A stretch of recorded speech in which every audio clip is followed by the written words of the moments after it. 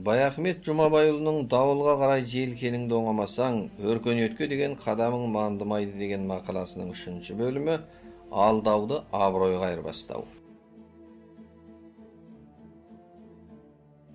Бүгінгі экономика дәуірі базарға бет алып жатқан қауырт кезеңде әрбір адамға адамгершілік пен ақылақтан жүда болып, тапуатсыз тірліктің құлына айналу ұлт пен дәуірдің қаупі. Сондықтан аңғарлы да заңғарлы санамен зымыран дәуірде тасқамал бұзып, анау атом ядросына ұмтылу керек. Алайда қазіргі әлі шамалы санасы сынық біздегі кей идея қалай? Мынау тірлігін құр тепек, күлгірт мінез, көзсіз идеяға тұтқын етіп, еңбегінде өнім, ісінде жұғым жоқ қарағайыс болып, 2-5 малын байлық санап, күндемемен қанжылық болып, бағыт беталсыз кетіп бара жатқандар.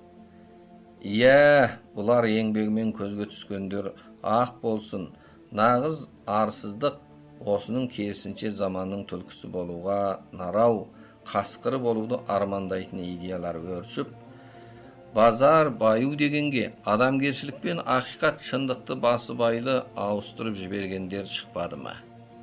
Міне, осыларды жанасалай тамырларын ұстап көрші. Баяғы тегіндегі аңқаулық, марғаулық жылы сөзге емес, жылтыр сөзге сенетін, мәліс құйрық күйбеңмен есептескен қу тірліктің сорабы жоқ қазынасын іздеп, қуынып-суынып ішкен асын, жеген жемін сіңіре алмай, таяз сана ұтылыспен опықтың өртіне батып шыға келетін сорақылықтарын сұрама. Бұлардың өмір философиясы біреудің жүрегіне қарамай, тірегіне қарайды. Жақынына жанасуды пайдасы санап, өзгенікін ең болмағанда сұрап алуға болады. Бөгделер айтқаныңа көніп айдағаныңа жүреді. Арзан қол еңбектен армандаған көнбігі жетесің. Бір істі заңды, 10 істі заңсыз істе. Бірер реткі қонағасымен 10 реткі жолыңды аш. $1000 кеңірдекке тығып, $10,000 жұмыс тындыр дейтін. Тағы басқа, әйтеуір әсте адалдық, нағыз еңбек, ғылымилық болашаққа мөрал мен мұраттың қол жеткізер жемісі дейтіндер көңілден жүда болып, ал кеуде әпербақан ұрда жыққа сүйенетінін қайтесің. Сондықтан мұндай жылмың көз желдіртпелерді халық қас қабағынан танитын болды да, қылышынан қан тамғандардан гөрі, қылығынан зәр тамған мұндай жылпостардан ат бойын ала қашатын болды. Әр елдің арман тілегі ұрпағының ұлағаты болашағы ғой.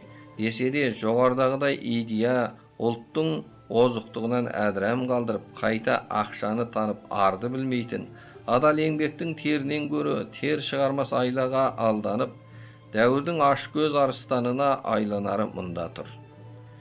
Мұндайға дағдыланған ұрпақ атанаға деген ілтипат, мейірім, дәуірге деген сүйіспеншілік, достықтың адал бітімі дегеннен жүда болып, ертеңгі тағдырын тек ақшаның құлына арнайды.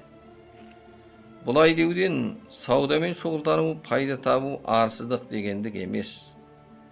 Адамшылықпен тіршілік етіп, бейуазды ұтып, бейғамды жейтін, еңбегімен емес, арамзалықты бөктерген жан бақыш елпектерге ашылған тектек еді. Бұндайлардың ертеңі де келте, ұзамаяқ өрістері тарылып, өртке оранып, өмір соққысына шыдай алмай істеген жамандығы айланып өз басына келіп, тағдырдың тәлкегіне қалатынын үнемі көреміз. Сондықтан бұндайларға арды біл, арбаудан тиіл дейміз.